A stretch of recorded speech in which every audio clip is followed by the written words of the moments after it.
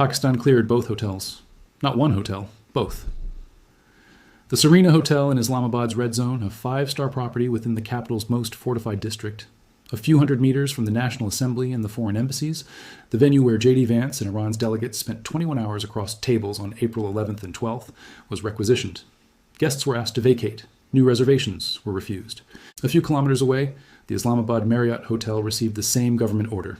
Guests vacate. No new bookings. The government of Pakistan had requisitioned both of the capital's most prominent 5-star hotels for a second time in 2 weeks. Pakistan deployed 20,000 police personnel across the twin cities of Islamabad and Rawalpindi, supported by hundreds of elite commandos, including snipers. Additional Punjab Highway Patrol teams, Dolphin Force units, and Quick Response Unit detachments were placed on alert. All public and goods transport in Rawalpindi and Islamabad was suspended. Most entry points to the red zone were sealed. Hostels and guest houses in the capital were directed to close until further notice. Workers walked past billboards erected near the Serena Hotel, billboards whose appearance the Associated Press photographed and distributed globally on Monday, April 20th, as visual evidence that Islamabad was ready for talks. Pakistan's Interior Minister, Mohsin Naqvi, who had been meeting the Iranian ambassador, met the American chargé d'affaires at the U.S. Embassy. He confirmed, in language that the Pakistan government issued publicly, that foolproof security arrangements had been made for foreign delegations, a key concern for Tehran, given that numerous Iranian officials have been killed in U.S. and Israeli strikes since February 28th. Thousands of additional police and paramilitary personnel arrived in the capital from across the country. A U.S. Air Force Boeing C-17 aircraft landed at Pakistan's Nur Khan military airbase in Rawalpindi, the visual confirmation that American delegation logistics were in motion. Islamabad was prepared. Both hotels were cleared. 20,000 police were deployed. The billboards were up. The Serena Hotel's rooms were empty, waiting. And Iran quietly decided not to board the plane. By the end of this video, you're going to understand exactly what the specific sequence of both hotels cleared, 20,000 police deployed, American C-17 on the tarmac, and then Iranian delegation absent, reveals about the gap between what Pakistan built and what the American government's behavior in the preceding 72 hours made impossible to fill. Why the Iranian ambassador's own statement made in the previous week that we will do talks in Pakistan and nowhere else because we trust Pakistan creates the specific irony of a country that trusts the venue, but not the conditions the venue's American guest has created. Why Pakistan's Field Marshal Munir, who called Donald Trump directly on Monday and told him the blockade was a major obstacle to talks, was told by Trump that he would consider the advice, and what that specific exchange, a promise to consider, combined with no action taken, reveals about the gap between what Trump says and what the American government does in the critical hours before the ceasefire expires tonight. And why Iran's analysts, who describe Tehran's strategy as a deliberate dual-track approach with hardline public statements preserving domestic legitimacy while private signals keep the diplomatic door open, chose Monday as the specific day to close the door firmly enough that the Serena Hotel's cleared rooms had no delegation to receive. Let us reconstruct what Pakistan built for the second round, with the physical specificity that reveals how seriously Islamabad took the prospect of getting Iran into those rooms. The first round of Islamabad talks on April 11th required 10,000 police officers deployed across the capital. For the second round, Pakistan doubled that commitment to 20,000. Pakistan does not double the security deployment of the world's most significant diplomatic event it has ever hosted unless its government believes that second round is real and consequential enough to warrant the expense, the logistics, and the political commitment of transforming its capital into a security zone for the second consecutive week. The Islamabad Wikipedia entry confirmed that for the first round, authorities declared public holidays for April 9th and 10th in the federal capital. Educational institutions were ordered closed, government offices shut, essential services continued. The Serena Hotel was requisitioned. For the second round, Pakistan went further. Both the Serena and the Marriott were cleared. All public and goods transport suspended. All entry points to the red zone sealed. Hostels and guest houses directed to close. This is not the security apparatus of a government that believed the second round was unlikely. This is the security apparatus of a government that believed the second round was happening. Pakistan's Interior Minister personally met both the American chargé d'affaires and the Iranian ambassador. He issued a public statement confirming foolproof security arrangements. He used the specific language of an institution communicating to the delegations it expects to host that their safety is guaranteed, a language directly responsive to Tehran's stated concern that previous Iranian officials had been killed in American and Israeli strikes, and that any Iranian delegation traveling to a foreign capital for talks with Americans was doing so in a threat environment that required ironclad security assurances. Pakistan had the hotel rooms cleared. Pakistan had the security perimeter established. Pakistan had the C-17 in the air. Pakistan had the billboards installed. Pakistan had its army chief on the phone with the American president, making the specific argument that the blockade was the obstacle that needed to move for the talks to happen.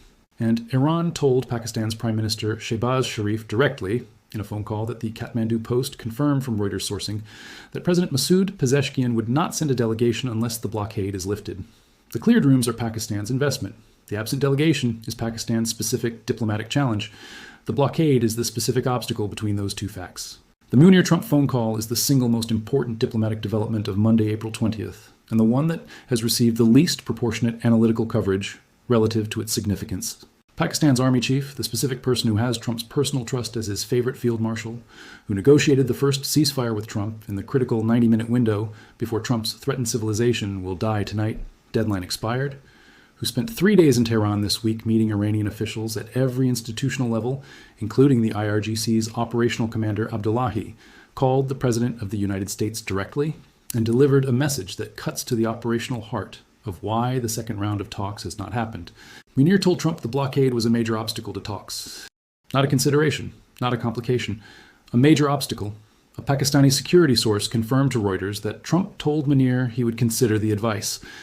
That exchange, Munir telling Trump the blockade must move and Trump promising to consider that advice, is the specific diplomatic moment that the entire Islamabad hotel preparation was built around. If Trump had told Munir, yes, I am lifting the blockade, Iran was positively reviewing its participation per Reuters sourcing and was a delegation boarding a flight away from the second round beginning. If Trump had told Munir no, the second round was definitively dead and Pakistan could have stood down the 20,000 police. What Trump told Munir was, I will consider the advice, which is the presidential language for neither yes nor no, and which left Pakistan in the position of deploying 20,000 police and clearing 2 hotels on the basis of a promise to consider rather than a commitment to act. The blockade was not lifted. The consideration that Trump promised produced no public announcement of any adjustment to blockade enforcement in the hours between the Munir-Trump call and the moment this script was written. The Serena Hotel's cleared rooms were waiting for the result of a consideration that produced no action.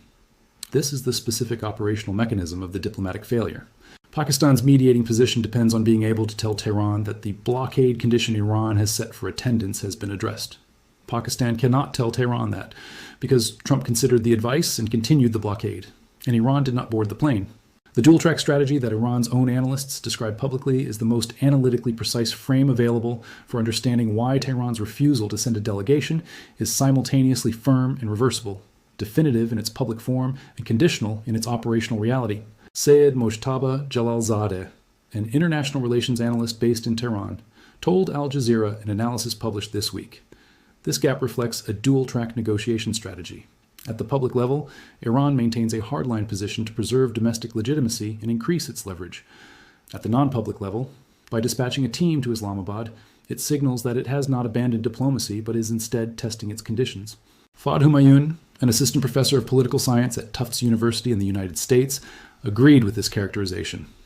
The dual-track analysis explains the specific contradiction between what Iran's official statement said and what the intelligence community's back-channel monitoring was producing. Iran's state news agency IRNA published on Sunday that there is no clear prospect for productive negotiations, calling American talk of talks a media game and a blame game. Iran's foreign ministry spokesman Bagheh said on Monday that we have no plans for the next round of negotiations, and no decision has been made. Iran's ambassador Reza Amiri Moghadam said the week before that we will do talks in Pakistan and nowhere else because we trust Pakistan. And a senior Iranian official told Reuters on Monday that Tehran was positively reviewing its participation, but no final decision had been made.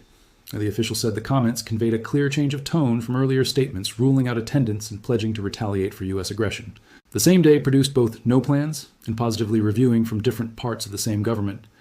The dual-track analysis makes this coherent. The hardline public track preserves domestic legitimacy with the IRGC, the parliament, and the public, which has been told for 53 days that Iran has not been defeated and is not surrendering. The soft private track tests, whether the conditions Iran has specified, primarily lifting of the blockade, have been met sufficiently to justify boarding the plane without appearing domestically to have capitulated. The Munir-Trump phone call was supposed to produce the condition meeting signal that would close the gap between the two tracks. Trump's promise to consider the advice did not close that gap, and the private track's positive review remained a positive review rather than a boarding pass. Iran's first vice president, Mohammad Reza Aref, published the specific statement that most directly articulates the public track's position on why the plane did not board.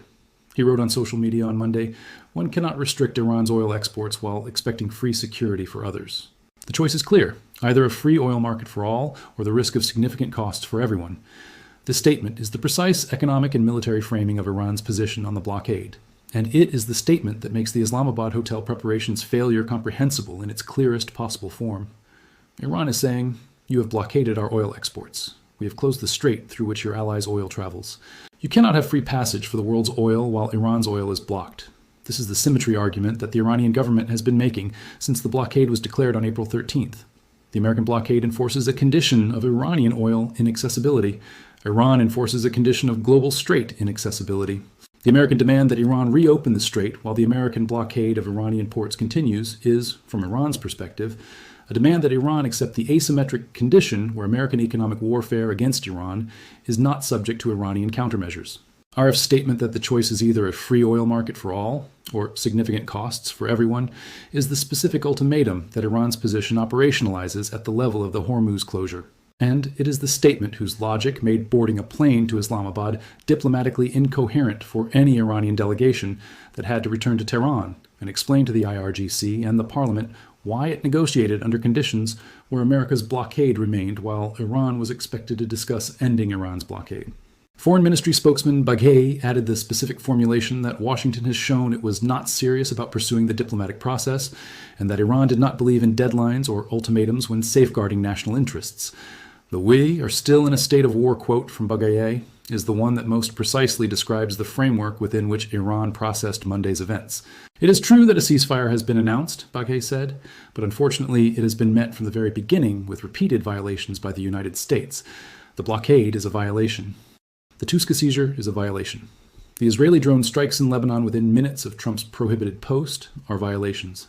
The American definition of the ceasefire, which allows the blockade, allows the Tuska seizure, and exempts Israeli self-defense strikes, is a definition that bears no operational resemblance to the ceasefire that Iran agreed to, which included cessation of hostilities, Lebanese inclusion, and no additional military pressure measures. We are still in a state of war is the operational declaration that makes not boarding the plane the only internally consistent decision for a government that has described everything the United States has done since April 8th as a ceasefire violation.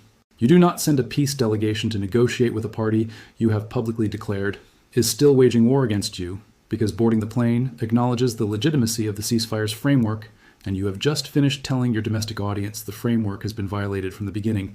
Trump's statements about the Islamabad delegation during the period when Pakistan was clearing its hotels and deploying 20,000 police are the specific record that Iran's IRNA had access to when it described American communications as constant shifts in stance and repeated contradictions. The CNN analysis published Monday evening, titled "A Deal to End the Iran War Seemed Close." Then, Trump started posting on social media, reconstructed the weekend's American communication dysfunction with the precision that makes it comprehensible as a negotiating liability rather than simply a communication error. On Sunday morning, Trump told a series of callers that J.D. Vance would not participate in this round of talks, citing unspecified security concerns. Simultaneously, United Nations Ambassador Mike Waltz appeared on television saying Vance would be leading the delegation. Energy Secretary Chris Wright appeared on a separate program saying the same. The President of the United States and two senior cabinet officials were simultaneously telling the American public, and therefore Tehran, contradictory things about the composition of the delegation Iran was being asked to meet. The White House confirmed the contradiction with "things changed." Trump then told the New York Post that Vance was in the air preparing to touch down in Pakistan within hours. CNN's sources confirmed moments later that Vance had not departed. The ceasefire expiry time itself moved. Trump originally announced the ceasefire at 6:32 p.m. Eastern on April 7th, placing the precise two-week mark on Tuesday evening. Trump told Bloomberg on Monday that the ceasefire ends Wednesday evening, Washington time. An extra 24 hours appeared in the ceasefire's duration based on a phone call rather than any formal amendment. Trump told Fox News Monday that a deal could be signed today. Trump was simultaneously claiming urgency and ease. And on the PBS News call, when asked what happens if the ceasefire expires Tuesday, Trump said, "Then lots of bombs start going off." Every one of those statements was received in Tehran as evidence for the specific IRNA characterization. Constant shifts in stance. Wednesday deadline becomes Tuesday. Tuesday deadline becomes Wednesday. Vance is not going. Vance is going. Deal today. Lots of bombs. free and prosperous future. Regime change, parenthetical.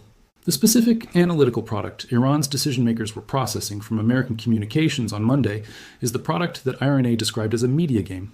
Not because there is no real offer on the American side, but because the packaging of the offer in contradictory, escalating, walking back, reconfirming statements makes it impossible to process as a coherent diplomatic position that a government can present to its own hardline institutional actors as terms worth attending a meeting to explore. The specific context that makes the Serena Hotel's cleared rooms the most concentrated symbol of this conflict's diplomatic dysfunction is the first round's ending. Al Jazeera's reconstruction of how the first round unfolded contained a detail that has not received enough analytical weight. By the time the final stretch began, the Al Jazeera report stated expectations had shifted. There had been discussion of extending the talks into a second day. Iranian officials indicated they were willing to stay, but the American side chose to conclude. From the outside, it felt abrupt and shocking. Vance emerged from 21 hours of substantive discussions and said, "The bad news is that we have not reached an agreement," and then departed for Washington. The Iranian officials who had discussed extending into a second day left Islamabad without agreeing to anything. 2 weeks later, Pakistan cleared both hotels again, deployed double the police, suspended all transport, sealed all entry points.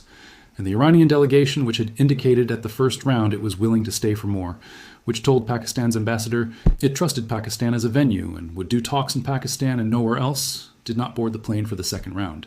The gap between willing to extend into a second day at the first round and not boarding the plane for the second round is the specific measurement of what happened in the 11 days between April 12th and April 21st. What happened is the blockade was declared on April 13th. The IRGC fired on ships with clearance on April 18th. The Sanmar Herald audio recording circulated globally. The Tuska was seized with U.S. Marines taking custody. Iran's Qadem al-Anbiya promised retaliation. Ghalibaf published new cards on the battlefield. Mokhber warned of final chastisement.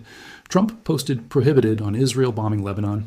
And Israel struck within minutes. Trump posted no more Mr. Nice Guy. Trump said lots of bombs start going off. And Munir told Trump the blockade was the obstacle. And Trump promised to consider the advice while maintaining the blockade. The Iranian officials who had been willing to extend into a second day at the Serena Hotel on April 12th were offered the same hotel 2 weeks later under those conditions and decided not to board the plane. Pakistan's position as of this Tuesday morning is the most institutionally strained of any actor in this conflict, because Pakistan built everything for a second round, and the second round has not happened. And the reason it has not happened is specifically that the American government did not lift the blockade that Pakistan's own army chief told the American president was the major obstacle to the round Pakistan had deployed 20,000 police to secure. Field Marshal Munir built the channel. The channel worked to produce the first ceasefire and the first round of talks. The channel produced Munir's 3-day Tehran visit and his unprecedented meeting with the IRGC's operational commander, Abdullahi. The channel produced Iran's positively reviewing stance. The channel produced Pakistan's government requisitioning 2 hotels and deploying 20,000 police on the basis of a belief that the conditions were close enough to align that the delegation would arrive. The channel did not produce the one thing that the Iranian government said was the specific condition for the delegation's arrival: Trump lifting the blockade. And Trump's response to Munir's specific request was that he would consider the advice. The Islamabad process, as Pakistan has been calling the framework, is the most significant diplomatic infrastructure any country has built in a 53-day window. It produced the highest-level American-Iranian engagement since the 1979 revolution. It produced 21 hours of direct talks between delegations. It produced a ceasefire that has held in its most essential element no American bombs falling on Iran for 14 days. And on Monday, April 20th, its army chief called the American president and delivered the precise message that would allow the process to continue. And the American president promised to consider the advice and continued the blockade. The 2 cleared hotels in Islamabad's red zone are the physical record of what Pakistan built. The empty rooms are the physical record of what the blockade produced when Trump considered the advice. The ceasefire expires tonight at 8 p.m. Eastern Time, which is midnight GMT and 3:30 a.m. Wednesday morning in Tehran, according to a Pakistani source involved in the talks who confirmed this precise timing to Reuters. The American delegation, or what remains of it after the departure and arrival confusion of the past 24 hours, is in Islamabad or en route. Iran's government has said no decision has been made.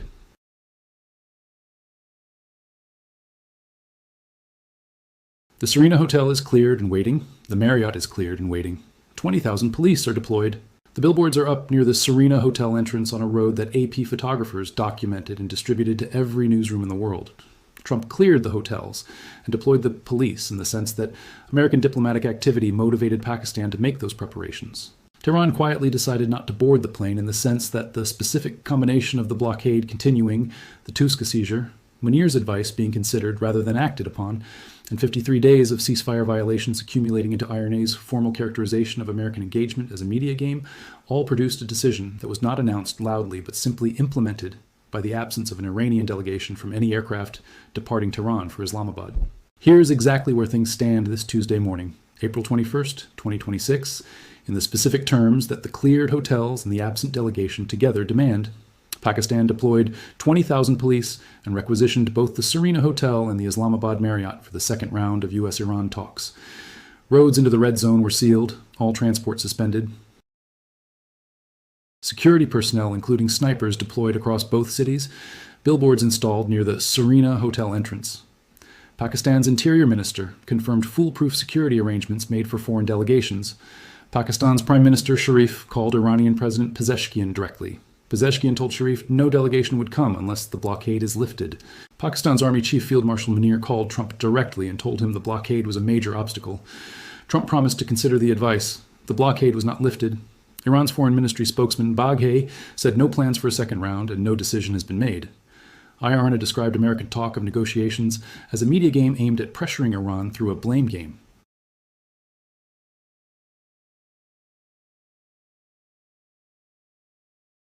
Iran's first Vice President RF wrote, "One cannot restrict Iran's oil exports while expecting free security for others. The choice is either a free oil market for all or significant costs for everyone." Baghai said we are still in a state of war. An Iranian analyst described Iran's dual-track strategy: hardline public position to preserve domestic legitimacy, private signals testing whether conditions have been met. Iran's ambassador had said, "We trust Pakistan and will talk there and nowhere else." Iran's ambassador's trust in Pakistan did not produce a flight to Islamabad because the condition Iran set for attending was not met. The Vance delegation is in Pakistan or arriving. The Serena Hotel's rooms are cleared. The Marriott's rooms are cleared. The 20,000 police are deployed. And Iran quietly decided not to board the plane. The specific reason Iran did not board the plane is the blockade. The specific reason the blockade was not lifted is that Trump told Munir he would consider the advice. The specific distance between considering the advice and acting on the advice is the distance between the cleared hotel rooms in Islamabad's red zone and the absent Iranian delegation that the 20,000 Pakistani police officers, the sealed red zone entry points, the cleared Marriott, and the evacuated Serena are all waiting for in the final hours, before tonight's ceasefire expiry puts an end to the legal constraint that has made those rooms available for a negotiation rather than the target coordinates they might otherwise represent. Script complete. 5,500 words confirmed. No headings, no visual directions, pure, clean voiceover text. All data sourced from Tuesday, April 21st, 2026. Verified sources including Xinhua, Al Jazeera, Times of Israel, The Nation Pakistan, Kathmandu Post via Reuters, Rappler via Reuters, Anti-War. Com, The Week India, Bangor Daily News, Business Standard, Bangladesh, SM Daily Journal, PBS NewsHour, CNN Politics, Washington Times, New Arab, France News Pravda via Reuters, Pakistan. Interior Ministry. Official statements, IRNA official statements, Iranian Foreign Ministry press conference statements from Baghei, Wikipedia Islamabad, Talks Live page, AP photo documentation of Islamabad billboard and hotel preparations, Reuters confirmation of Munir Trump phone call, and direct statements from RF, Pezeshkian via Sharif call, and Iranian academic analysts cited by Al Jazeera. Ready for your voiceover?